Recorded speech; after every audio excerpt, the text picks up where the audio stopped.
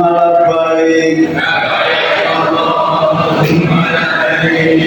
Rabbika la syarika laka baik innal hamda wa ni'mata laka wal mulk la syarika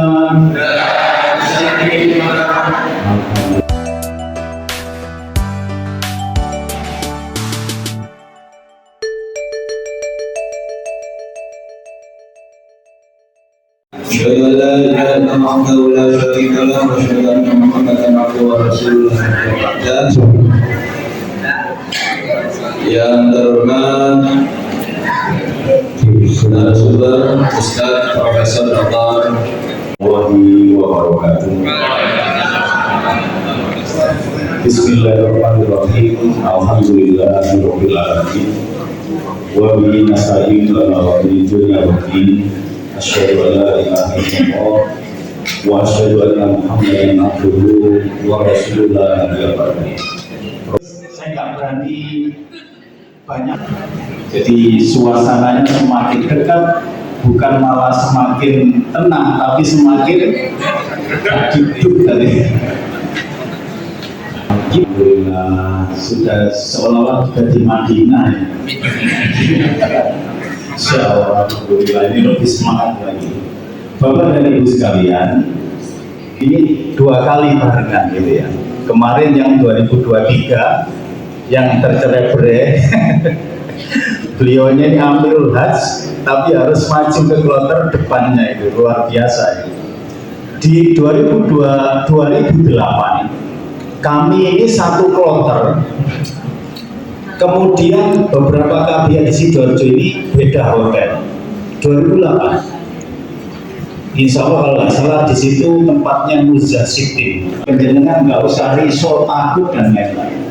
Setiap tahun problematika, tetapi Allah kadang-kadang menampilkan kita ada permasalahan yang kita hadapi. Tapi kalau kita diuji dengan sesuatu yang bagi kita mungkin rasanya kok sulit, kan rumusnya itu kalau diuji kan 2. Kalau diuji dengan kesudahan, kita pasrahkan niat kita berhaji lillahi ta'ala, hanya kepada Allah. Kita nggak cari di sana itu enak-enakan, nikmat-nikmatan, tapi betul-betul kita melaksanakan ibadah haji itu betul-betul karena Allah, terserah Allah. Makanya kemarin kami ini karena kloter terakhir, kami minta bantuan teman-teman dari LPHU wilayah yang berangkat duluan, PDR Surabaya. Kami menitipkan dana untuk tarwiyah. Jadi penjenengan nanti harapannya setelah nyampe di Mekah itu sudah insya Allah tarwiyahnya sudah ada yang murid selesai. Nah, Bapak Ibu sekalian, kami sengaja mengundang Ustaz Suki untuk menjelaskan bahwa mulai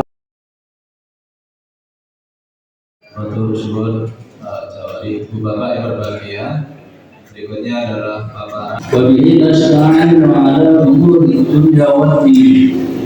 Asyhadu an la ilaha illallah wahdahu la syarika lahu wa asyhadu anna Muhammadan abduhu wa rasuluh.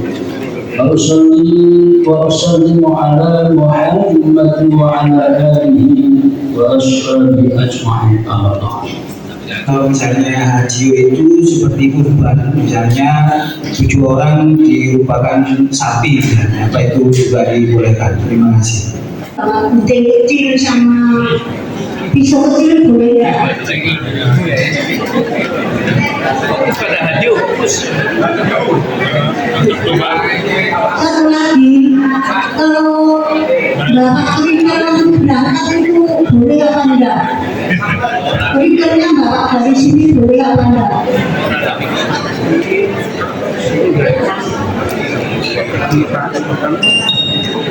Nanti setelah ini bisa jadi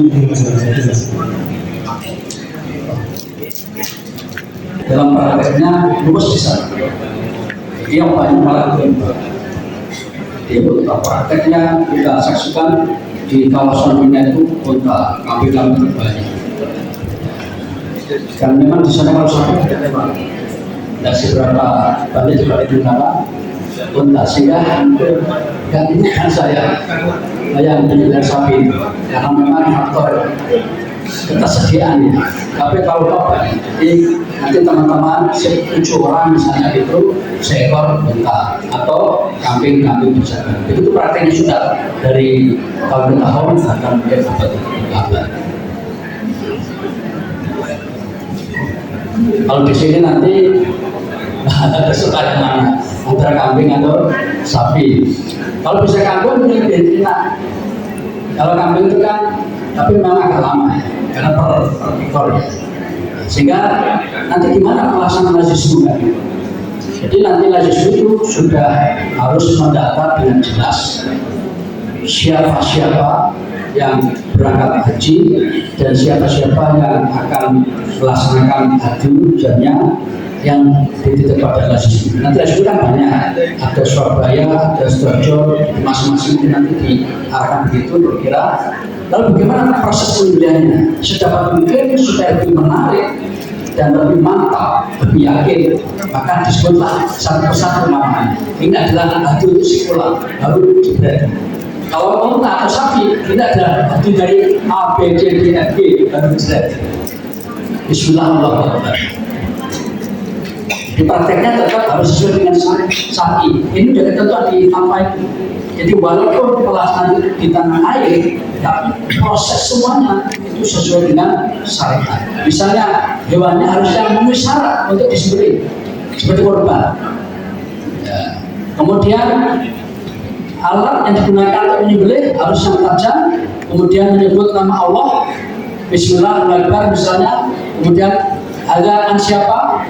Misalnya disebutkan supaya lebih meyakinkan. Lalu saya berharap kemudian juga diberikan nanti ada semacam sertifikat. Jadi masing-masing kita nanti akan diberikan sertifikat. Ini loh, Anda sudah terlaksana di sana. Pelakunya siapa-siapa atau belas di mana itu nanti dibaca seperti itu. Sehingga dengan demikian diharapkan kontrol untuk pelaksanaan haji lebih transparan dibanding dengan tadi itu cara mengontrol. Yang terakhir dari saya ceritakan, saya dan Pak Harim sakit capeknya, nggak sempat lihat dia aja, tapi nggak sempat. Anda kan perlu sempat kasihkan, mungkin nggak sampai tuntas, tempatnya juga agak jauh, jadi memang untuk di sana itu secara transparansi atau kontrol untuk pelaksanaan pidana itu tidak mudah. Itu tidak disuruh. Kalau di sini mudah, insya Allah. Gitu. Kalau pertanyaan begitu, untuk ibu tadi terkait dengan Mas Haji nanti dijelaskan oleh Ketua KPH. Atau mungkin nanti koordinator akan memberikan penjelasan lebih lanjut. Mungkin ada lagi terkait dengan haji. Ternyata ya ulama-ulama mengatakan bahwa penyembelihan korban itu harus di Mekah, di Mina. Dan ulama-ulama sini mengatakan boleh di sini. Yang Muhammadiyah mengatakan boleh di sini. Dan kita mengambil mana? Terima kasih.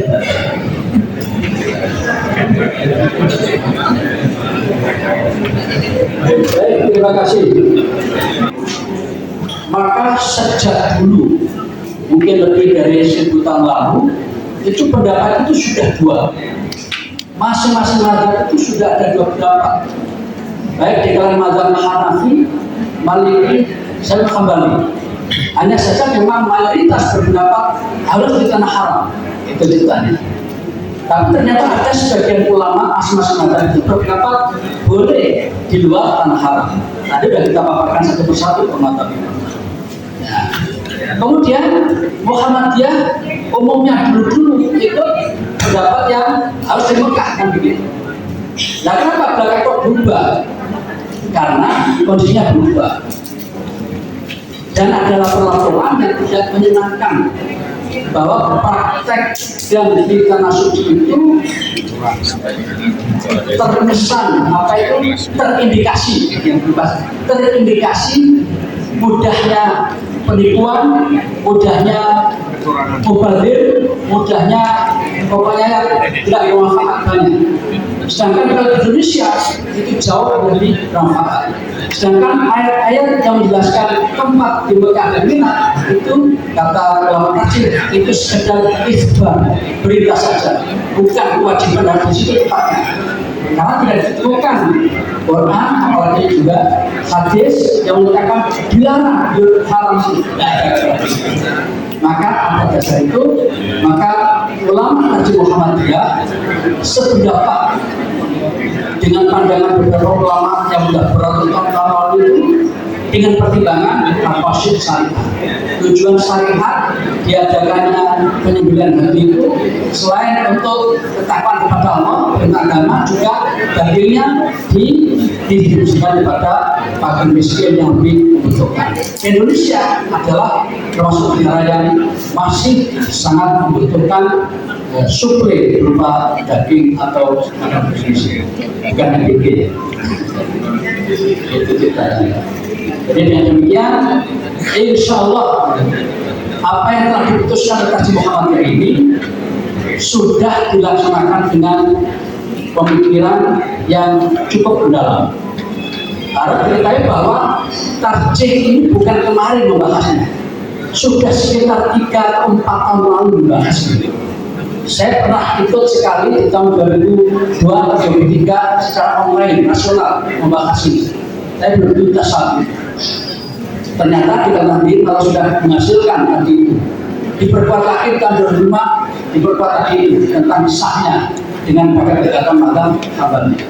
Dan Muhammadiyah memang tanpa menyebut madhab apa, tapi ketika dengan pelaksanaan dan di Indonesia diperkirakan banyak sekali manfaatnya, kemudian lebih meyakinkan pelaksanaannya adalah termasuk begini, maka di Indonesia lebih utama daripada di tempat yang di tanah Makassar.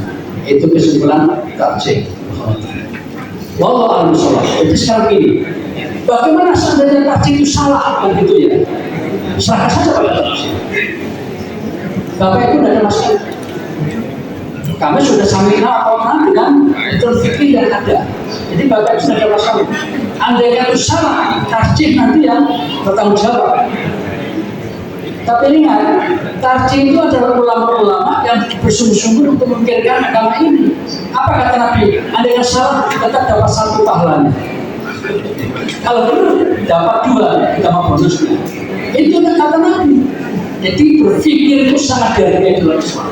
Itu sebenarnya maka Muhammadiyah menilai gerakan tajdid, pembaharuan. Dan harap dimaklumi bahwa Muhammadiyah sering dikenal dengan gebrakan-gebrakan baru. Ketika awal Muhammadiyah muncul, yang bikin heboh adalah kata edaran bahwa arah kiblat selama ini oleh kita ini keliru kita ini. Jadi kalau kita nonton film Jam Cerah itu digambarkan ini. Jadi kita orang Indonesia itu keliru kalau sholat itu menghadapnya. Tentu saja ditolak atau dibantah oleh ulama yang ada pada masa itu. Tapi edaran tetap cukup ini adalah yang benar. Atasnya dasar apa? Ilmu bumi. Ilmu bumi atau ilmu apa itu? Geografi ya. Jadi kita sudah tahu Mekah itu gimana kira-kira, apakah lurus ke barat atau akan jimit ke kanan. Ya edaran mengerti ilmu bumi. Yang betul adalah jimit ke kanan. Makanya kemudian setelah berpuluh-puluh tahun, bayangkan edaran memberikan bahasa itu masih diterima. Lalu kira-kira berapa tahun yang lalu Kemenak kemudian mengadopsi itu dan mengharuskan sedapat mungkin masjid di Indonesia itu arah kiblatnya diluruskan. Baru terima setelah sekian lama. Dan sekarang di UINSA di bulan ini itu juga sudah ada prodi khusus masalah ilmu falak, dan antaranya adalah tentang bagaimana meluruskan ala fikih seperti itu. Untuk sebuah instansi terkait dengan penjelasan dari video sebagai penutup akan ditutup oleh Ustaz Abdul Jamal. Terima kasih Ustaz Yudi. Saya hanya menambahkan aja Bapak Ibu sekalian, berarti juga disinggung masalah insya Allah Jabal Nur untuk penyembelihan hadyu di Indonesia ini atau di tanah air itu bekerja sama dengan Lazismu, karena ini adalah petunjuk dari pimpinan pusat Muhammadiyah lewat LPHU. Jadi nanti teknisnya 200 sekian hadyu itu akan dibagi setiap pimpinan cabang Muhammadiyah di wilayah kecamatan itu kurang lebih 10 ekor ditambah dengan yang lain. Nanti teknisnya bahwa dari penyembelihan itu nanti harus didokumentasikan gitu. Jadi ini nanti hadiahnya siapa misalnya, itu harus didokumentasikan dan dilaporkan kepada Jabal Nur. Dan termasuk diantaranya adalah ada sebagian dakir yang nanti akan disampaikan kepada jamaah. Nah, nanti kalau ada jamaah yang mengharapkan atau menginginkan itu bisa diambil di Lazismu, yaitu satu bahasa itu sampil atau satu kaki. Nah, itu yang akan dibagikan kepada keluarga jamaah. Jadi teknisnya semacam itu. Dan kemarin Lazismu Jawa Timur atau Sidoarjo tepatnya itu sudah pesan domba itu di daerah Probolinggo. Makanya kami harapkan kepada Bapak Ibu yang belum membayar hadyu untuk bisa segera membayarkan, karena kemarin kita sudah membayar BP kurang lebih 50% dari total keseluruhan yang harus disembelih. Kemudian saya tadi juga kalau boleh sedikit menambahkan, sebelum saya menambahkan Ustaz Yudi, Ibu tadi yang bertanya masalah gunting sama apa tadi, itu diletakkan di koper besar itu ya. Jadi itu gunting nanti ditaruh di koper besar, nggak boleh koper kecil. Ditaruh koper besar itu di bagasi, kalau koper kecil nanti di cabin, itu nggak boleh. Tetapi kalau macam power bank, tadi ada mobile laptop, itu sebaiknya di koper kabin. Nanti ada petugas kloter bisa menanyakan ya. Ini nanti setelah sesi ini ada petugas kloter, Pak Ketua Kloter, Dokter Kloter sama DPI-nya. Jadi nanti bisa tanya jawab di situ. Dan kemudian ada yang juga saya sampaikan, Bapak Ibu sekalian, kami kemarin juga ikut rapat secara nasional dengan LPHU, Majelis Tarjih maupun yang lain, bahwa sekarang ini pemerintah Saudi memperketat penyembelihan hadyu yang ilegal. Jadi sudah disampaikan Saudi ada faktor penipuan dan lain. Kalau saya cerita macam itu, jadi modus-modus penipuan ini sudah luar biasa dilakukan oleh oknum atau orang-orang yang di luar pemerintah. Jadi harganya murah tapi tidak dipotong di hari nakar 10, 11, 12, 13. Kemudian dengan pola menipu tadi, itu miliknya ini tapi diakui miliknya. Kita nggak bisa kontrol juga. Dan kemarin disampaikan di rapat nasional itu, sekarang ada juga bahwa daging kurban itu bukan dibagikan ke rumah sakit ya, tapi dijual ke restoran-restoran di Saudi. Ini yang kita nggak bisa kontrol. Dan sekarang orang-orang yang memfasilitasi itu nggak berani keluar. Karena selama Ar-Musnah kalau dia tidak punya kartu musuh pasti ditangkap dan akan dideportasi. Sekarang luar biasa. Makanya boleh menyembelih di tempat-tempat yang sudah ditentukan. Kalau di sini bahasanya RP, rumah potong hewan. Ini satu. Kedua, ada yang bertanya apakah saya nanti ganti dari baju ihram kemudian baju biasa, menunggu penyembelihan itu secara teknis kita sulit mengontrol. Apa istilahnya, hewan kurban itu sudah terpotong atau belum, dan itu sebenarnya tidak tidak harus seperti itu. Katanya jamaah haji yang 3 juta itu begitu setelah lempar jamaah atau jumroh akobah langsung balik ke tenda lagi sebelum ganti baju biasa. Itu tahalul kubro katanya, tahalul besar itu undur, baru setelah itu ganti baju tanpa kita tahu binatang sembelihan atau haji kita sudah sembelihan itu. Dan rasanya tidak mungkin secara teknis tanggal 10 Zulhijjah itu 3 juta kambing dipotong. Itu secara teknis. Secara saya tadi sudah dijelaskan tapi ini saya ngomong secara teknis, tidak mungkin rasanya.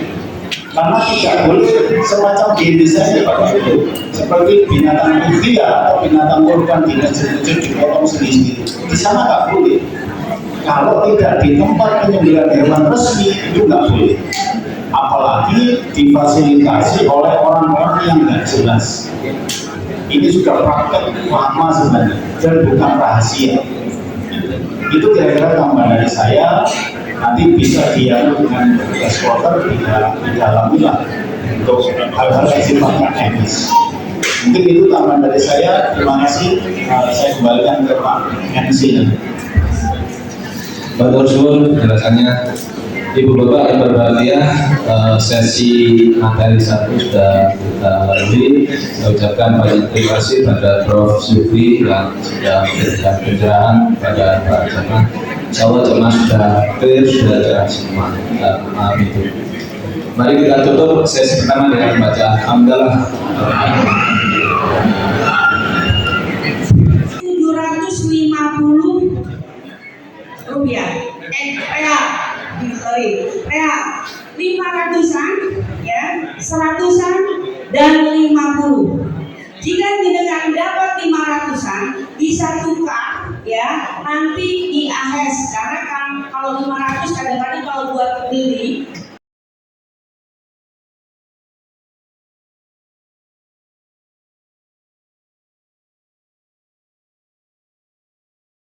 hanya 96% yang kuliah halangan ada yang melakukan dan sebagainya. Alhamdulillah, baik Mas Baja karena waktunya tidak terbatas. Gedung ini kita putar dari jam 11 dari jam 2 dan tempat masing-masing.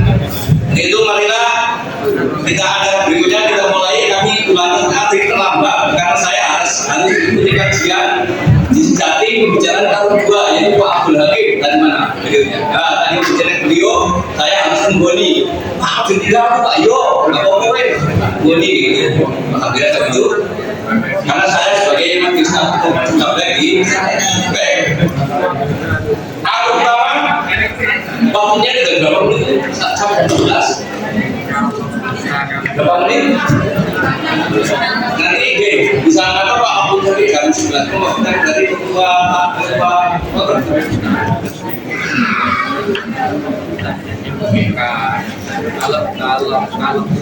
Baik, assalamualaikum warahmatullahi wabarakatuh. Alhamdulillah, wasyukurillah, alhamdulillah, yang terhormati para pengurus di Dulu Jabar dan seluruh teman-teman tugas yang berbahagia. Alhamdulillah pada kesempatan hari ini kondisi sehat walafiat sehingga sudah bisa dalam kondisi sehat ini bisa hadir bersama-sama kita bertaruh dan memberikan sebuah pemahaman tentang kesiapan. Mohon dengan sangat karena pimpinan nanti adalah ketua kloter, tolong kerjasama yang baik. Yang muda bantu yang tua, yang sehat bantu yang sakit. Jadi amin. Ya. Dahulukan yang sudah lansia. Dahulukan yang sudah lansia. Yang merasa lansia harus juga memahami, yang muda juga harus memahami. Pesannya kemarin waktu Zoom dengan sektor di Mekah kemarin dengan pimpinan seluruh petugas itu diwanti-wanti, tolong yang sudah usia itu nanti didahulukan, turun bisnya didahulukan, turun pesawatnya didahulukan. Jangan lupa karu dan karomnya ikut mengawasi dan mengawal. Jangan sampai ada nanti anggotanya ada yang tercecer nggak tahu. Kami hormati Amir Haji Pak Yai beserta pengurus KPI Kabupaten Bogor serta Bapak Ibu sekalian calon jemaah haji KPI Kabupaten Bogor tahun 2026 yang dirahmati Allah Subhanahu wa Ta'ala. Alhamdulillah segala puji Allah atas semua nikmatnya sehingga pada pagi hari ini kita pertama bertemu.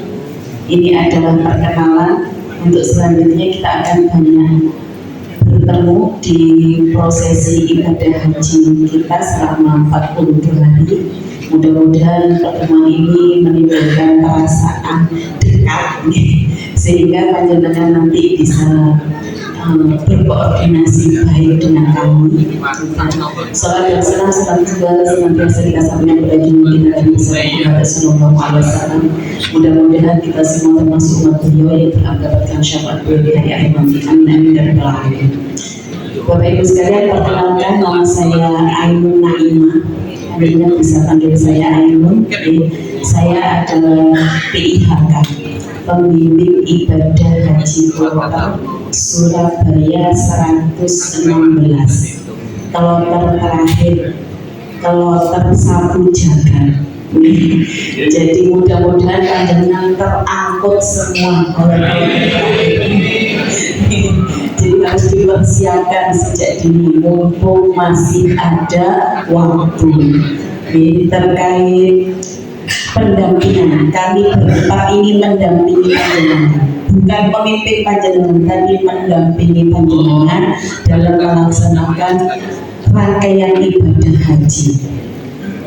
Utamanya adalah prosesi Arafah,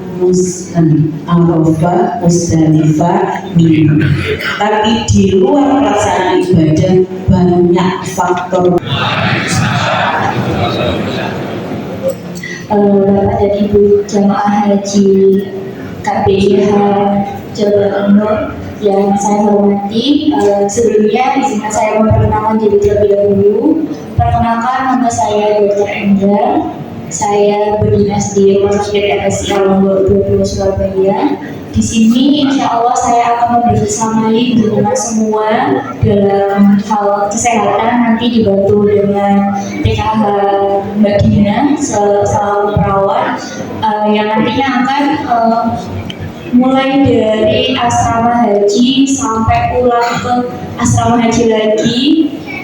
Saya tekankan pokoknya Bapak Ibu harus selama waktu tunggu ini harus sering-sering melakukan kegiatan yang ringan, jalan kaki di depan rumah 15 menit sampai 30 menit untuk pembiasaan, karena nanti kan jenengan juga di sana juga bergeraknya juga lumayan jauh berkilo-kilometer, jenengan tawaf, jenengan sa'i, itu kan juga hitungannya jauh, jadinya harus mulai dibiasakan. Kalau dengan langsung melakukan ibadah seperti itu jalan jauh, otomatis kan tubuh masih belum menyesuaikan dan bisa menyebabkan tubuh jadi jatuh sakit seperti itu. Kemudian kalau di sana kan subuh. Assalamualaikum warahmatullahi wabarakatuh. Perkenalkan Bapak Ibu, nama saya Dina Wahyu Islamia, jalan sakit panggil saya Dina. Saya dinas di Dinas Kesehatan Kota Surabaya, unit kerja Puskesmas Madi Surabaya. Baik, karena waktunya hanya sebentar, ya, saya singkat saja Bapak Ibu, karena kita kloter terakhir tidak ada kloter lagi, mohon dijaga istiqomahnya. Ya, nanti panjenengan di embarkasi akan dilakukan pemeriksaan kesehatan, ya, yang memiliki riwayat kesehatan seperti TBC, ada yang pernah pengobatan TBC atau sedang pengobatan TBC paru, mohon sebelum datang ke embarkasi balik lagi ke puskesmasnya untuk pemeriksaan darah, dipastikan darahnya negatif. Kenapa saya sedang yang saya pertanyakan satu, pada saat kita ke AS itu kan ada cek kesehatan. Itu cek kesehatan seperti apa yang seperti dilakukan di puskesmas diulangi atau gimana? Kemudian yang kedua, saya terakhir bertemu dengan dokter puskesmas diminta untuk kesehatan.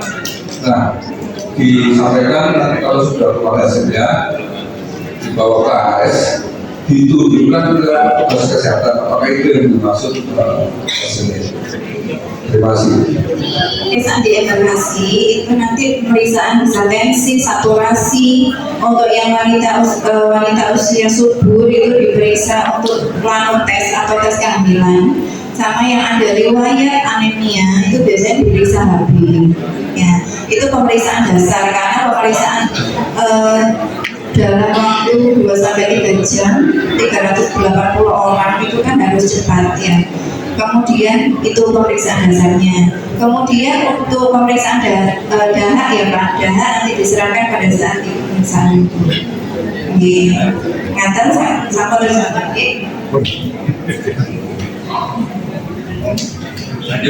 hasil dahaknya kan sampel negatif monggo satu lagi. Ibu, ini kan saya jadi pendamping istri saya. Nah, kebetulan istri saya itu sakit, ada komorbid ya, gula darah, ya dan diabetes sama ini sih. Nah, rencana kita pakai kursi roda. Nah, cek kontrol terakhir itu kemarin. Nanti ada kontrol lagi yaitu di bulan depan, Mei tanggal 2. Nah, problemnya kan tanggal 2 Juni, tanggal 2 Juni. Nah, tanggal 2 itu kan sudah masuk ke kesannya keberangkatan ya. Nah, yang mau saya tanyakan tadi anjurannya harus bawa yaitu obat yang full untuk dipakai di sana. Nah, kemarin saya kontrol terakhir itu saya sudah sampaikan, dok ini apa nggak dibawain penuh ya, untuk dibawa ke sana karena saya juga kesusahan untuk ini. Atau kalau enggak kontrolnya yaitu ini 2 minggu lagi kita kontrol lagi, diperbolehkan juga dari aturan BPJS tidak diperbolehkan ya, yang mana itu aturannya yaitu setiap 1 bulan sekali. Nah, dari dokter ya juga karena nggak boleh ini bahwa untuk obat ini nanti di BPJS itu nanti di sana dokter itu ada sambungannya dengan di sana gitu loh. Nah, tadi waktu apotek saya tanya, Bapak, Bu, saya minta kopinya boleh nggak? Nggak boleh, harus ke dokter lagi, minta ke dokter. Waduh, waktunya udah nggak ada, dokternya udah pulang juga. Nah, saya juga kesusahan. Untuk yang sampai tanggal 2 nanti itu nggak masalah karena kita dibawain. Tapi kalau yang seterusnya itu gimana? Apakah kita ke dokter lagi minta resep terus minta tebus lagi sendiri atau gimana? Itu yang satu. Yang kedua kan kebetulan istri saya itu juga ada anemia, jadi sempat di bulan Januari Februari kemarin sempat turun transfusi terus gitu. Nah, yang berkaitan dengan ibu cek lab tadi itu apakah diperbolehkan kita cek lab mungkin 4 atau 3 hari sebelum itu kita cek lab, terus kita pakai itu atau di akhir kesehatannya, baik itu ya darah, baik itu bagian itu apakah berlaku atau di sana masih tetap juga di ini. Terima kasih. Obat kan diberikan 1 bulan. Panjenengan sakit japri ke kami, barangkali kesusahan untuk kopi resep nanti kami bantu. Karena memang peraturan dari BPJS itu ya 1 bulan, selebihnya membawa sendiri, beli sendiri. Untuk pemeriksaan hemoglobin itu pemeriksaan yang dipakai pada saat di embarkasi. Tapi panjenengan saya cek dulu, barangkali nanti HB-nya jaringan niku kan perlu transfusi. transfusi. Kalau pas saat 6 dicek ya pasien tidak layak terbang, terus ikut kelompok mana? Ya, maksud saya gitu ya, bisa dipahami ya Bapak Ibu. Jadi misalnya kurang 2 minggu saya mau cek HB, tidak apa-apa. Kurang 1 minggu saya cek, tidak apa-apa. Sambil konsumsi makanannya yang bisa menambah HB itu di tambah sayur buah, bisa tambah darah. Biasanya kalau mungkin anemia yang selalu transfusi mungkin ada penyakit komorbidnya ya, ada penyakit penyertanya. Biasanya itu yang harus diperbaiki juga. Sampun terjawab atau izin menambahkan ya Pak ya, terkait ya obat yang harus dipersiapkan sampai selesai ibadah haji ya, kan jenengan ibu kan sampai 2 Mei saja. Gini aja, nanti jenengan foto aja obatnya, obat yang ibu biasanya rutin minum itu apa, nanti saya buatkan resepnya. Seperti itu, biar nanti cukup untuk sampai selesai ibadah haji. Seperti itu, Pak. Kemudian yang untuk HB tadi, sebenarnya pemeriksaan hemoglobin itu tidak diberikan, hasil pemeriksaan tidak diberikan ke asrama haji, karena di asrama haji nanti akan dicek lagi. Ini dengan cek sebelumnya, karena itu tadi takutnya kan HB-nya turun, semisal HB-nya 7 atau 6, kan ibu juga ada riwayat transfusi. Nah takutnya turun, kalau baru dicekkan di asrama haji kan tidak notus, kan harus transfusi dulu, sedangkan kita kloter 116. Kalau semisal kita kloter sebelumnya mungkin bisa nanti dititipkan di kloter setelahnya, karena kita yang paling terakhir, jadi kan harus ditinggal kalau semisal harganya kurang. Kalau saran saya, seminggu sebelum masuk asrama haji, jangan ke puskesmas buat cek HB untuk memastikan apakah HB-nya ini normal atau tidak. Kalau normal, alhamdulillah, tinggal jangan makan makanannya itu ditambah yang mengandung yang bisa bikin menaikkan darah ya, kemudian bisa mengkonsumsi tablet tambah darah. Tapi nanti dalam waktu kurang dari seminggu ini ternyata hasilnya itu harus ditransfusi, kan masih ada waktu untuk transfusi. Biasanya kan transfusi 2 hari atau 3 hari ya, biasanya sih sehari sudah cukup. Nah setelah transfusi nanti kan otomatis kalau dicek di asrama haji kan nanti normal, jadi bisa berangkat. Seperti itu. Kalau saran saya seminggu maksimal ya Pak ya. Kalau bisa sebelum seminggu enggak apa-apa, 2 minggu sebelum masuk asrama haji. Kalau semisal hari Senin besok jangan mau cek jangan merokok, buat memastikan saja, karena memang dari riwayatnya yang sebelumnya transfusi berulang, takutnya nanti ngedrop. Biar nanti kalau semisal transfusi, kalau memang harus perlu ditransfusi, kan masih ada waktu buat istirahat ibunya. Seperti itu, ada yang berobat dari poli jiwa atau psikiater, mohon disampaikan kopi resepnya. Kopi resep dari dokter kedokteran jiwa nanti dibawa. Panjenengan kan sampun ke puskesmas menyampaikan obat-obat mana saja yang akan dibawa, kan sudah diinputkan, sudah diberikan. Sampun sedoyo. Belum. Sudah belum diberi. Satu yang dilakukan pengumpulan obat itu nanti dilakukan tanggal 19 Mei per rombongan sesuai dengan jadwal rombongan, dimulai dari jam 8 rombongan 1, rombongan 2 mulai jam 9, rombongan 3 mulai jam 10, rombongan 4 mulai jam 11, rombongan 5 mulai jam 12, 5 dan 6 12. Atau ngumpulkannya di gudang menarik, mulai di gudang menarik saya sendiri ngambil.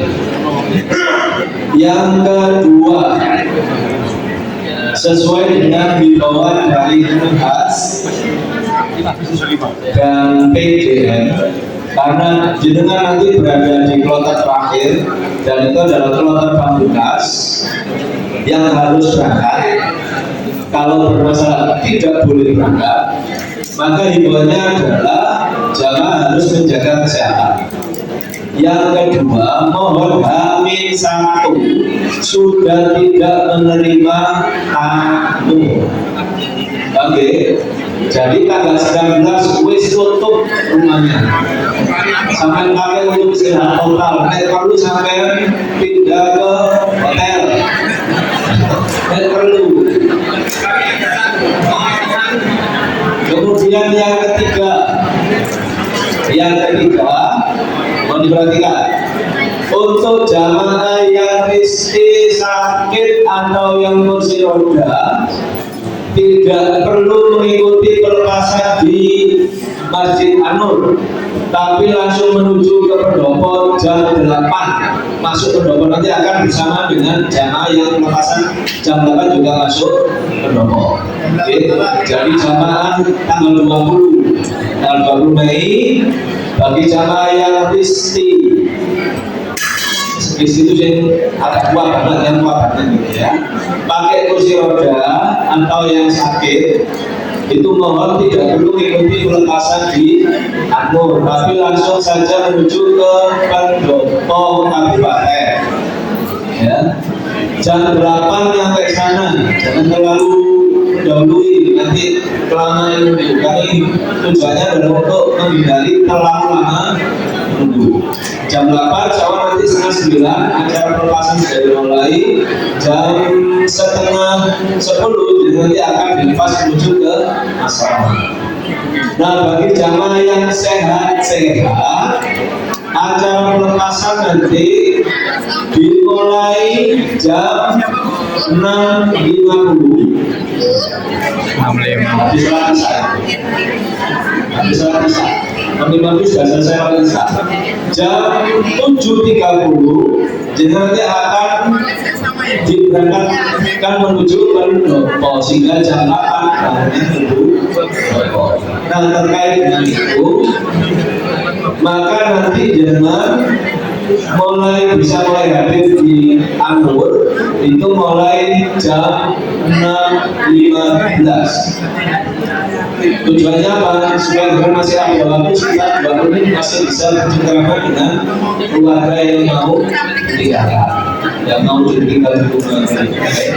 Jangan mepet-mepet kesana, nanti kesulitan. Nah, harapannya nanti dengan dari rumah sudah punya wudhu.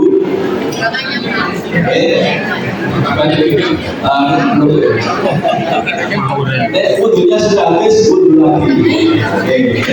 Kemudian masuk masjid, tolong sandal atau sepatu sudah dibiasakan masukkan di tas perut, jangan diletakkan di luar untuk kredit dolangan.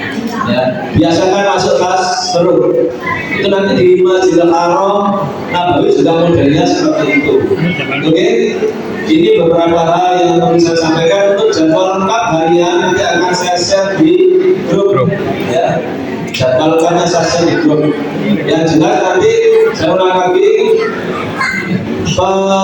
penyetoran koper tanggal 19, rombongan 1, 2, 3, 4, 5, rombongan 1 mulai jam 8 sampai 1 jam durasinya. Okay. Kemudian H-1 mohon tidak menerima tamu. Tak malah kembali tidak boleh menerima tamu.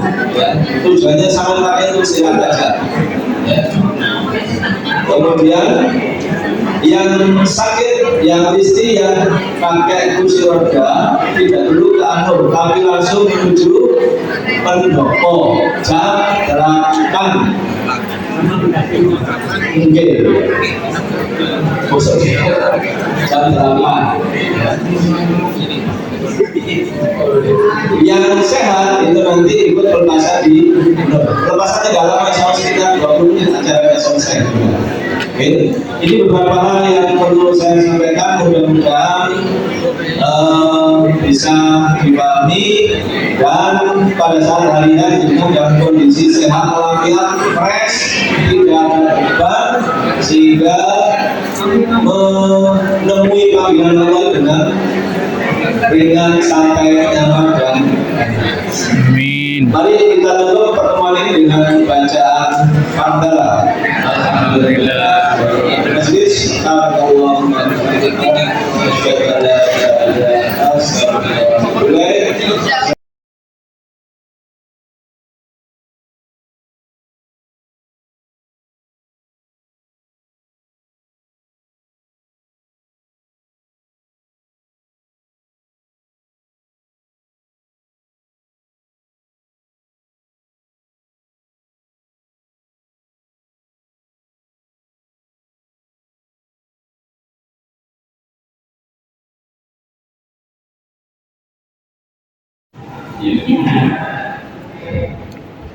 yang kita memperbesar itu kapan karena sampai terlambat, saya repot semua. Kita juga antisipasi bahwa misalnya itu ada di kompetisi. Nah ini penjelasan itu memang kok ya itu datang kita kan